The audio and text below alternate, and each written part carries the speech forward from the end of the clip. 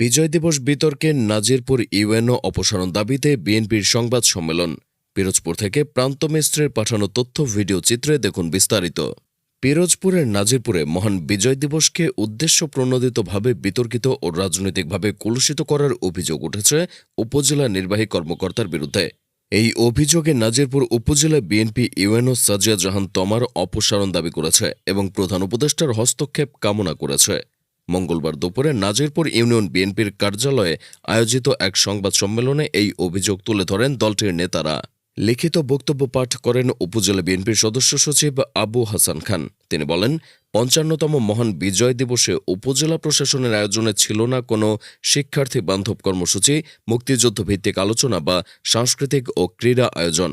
নতুন প্রজন্মকে মুক্তিযুদ্ধের ইতিহাস জানানো থেকে ইচ্ছাকৃতভাবে বিরত থাকা হয়েছে বলে অভিযোগ করেন তিনি।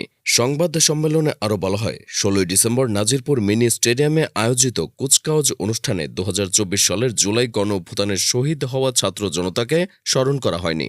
এছাড়া বাংলাদেশের জাতীয়তাবাদ বাদ দিয়ে বাঙালি জাতীয়তাবাদের কথা বলে প্রশাসনিক অনুষ্ঠানে রাজনৈতিক মতাদর্শ চাপিয়ে দেওয়ার চেষ্টা করা হয়েছে বলেও অভিযোগ ওঠে।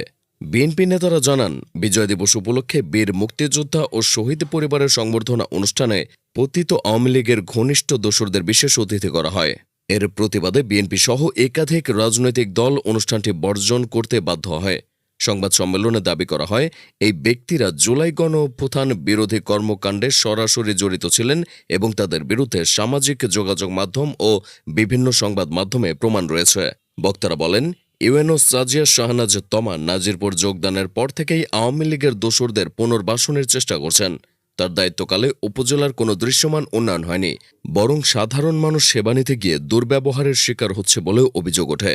শেষে বিএনপি নেতারা হুঁশিয়ারি দিয়ে বলেন, এই অবস্থার পরিবর্তন না হলে আগামী জাতীয় সংসদ নির্বাচন সুষ্ঠু ও নিরপেক্ষভাবে অনুষ্ঠিত হওয়া বাধাগ্রস্ত হবে। গণতন্ত্র ও প্রশাসনিক নিরপেক্ষতার রক্ষায় অবিলম্বে ইউএনও সাজিয়া শাহনাজ তমার অপসারণ দাবি করা হয়। বরিশাল.নিউজ।